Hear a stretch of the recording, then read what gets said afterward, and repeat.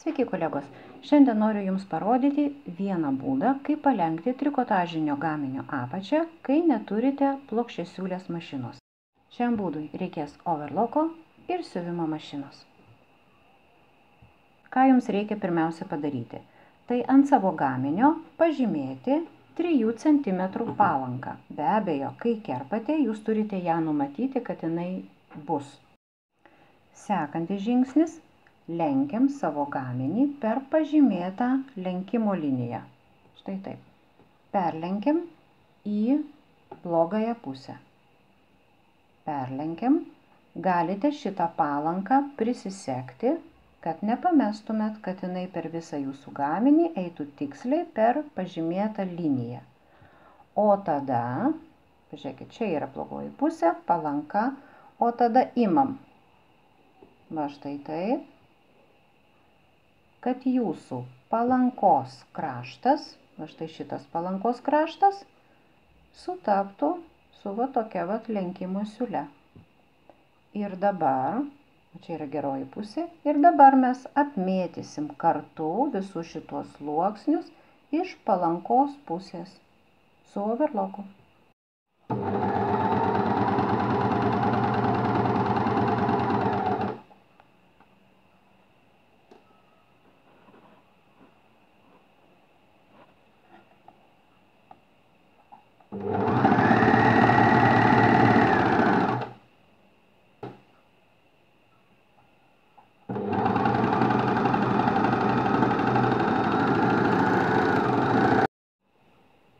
Kai kraštas yra apmėtytas, mums reikia nulenkti štai šitą palanką į apačią ir va štai šitą siūlę prilyginti, taip kad siūlė žiūrėtų čia į viršų.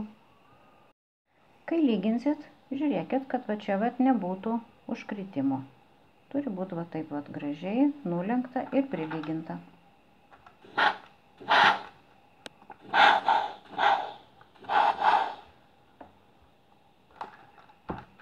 Ilgai nekepinam, trikotažas prisilygina greitai su garu ir šiek tiek palaikant lygintuvą. Štai kokia graži standi palanka gaunasi. Jeigu jūs norėsite, galima dar per štai šitą kraštą 2 mm nuo siūlės prasiūti su siuvimo mašina. Aš taip ir padarysiu. Dygsnio ilgis bus 3 mm. Siūsiu maždaug 2 mm nuo va štai šitos susiuvimo siūlės. Kolegos, nepamirštam, kad siuvant trikotažą būtinai turite naudoti ir trikotažinės adatas. Aš naudoju 75 numerio.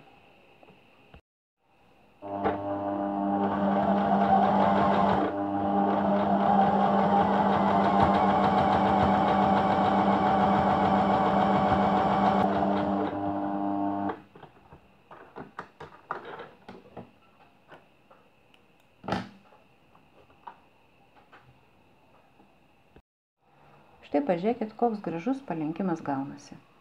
Pakankamai standus. Iš blogosios pusės vaizdas ir iš gerosios pusės. Specialiai nupeltakiavau spalvotais siūlais tam, kad jums būtų geriau matyti.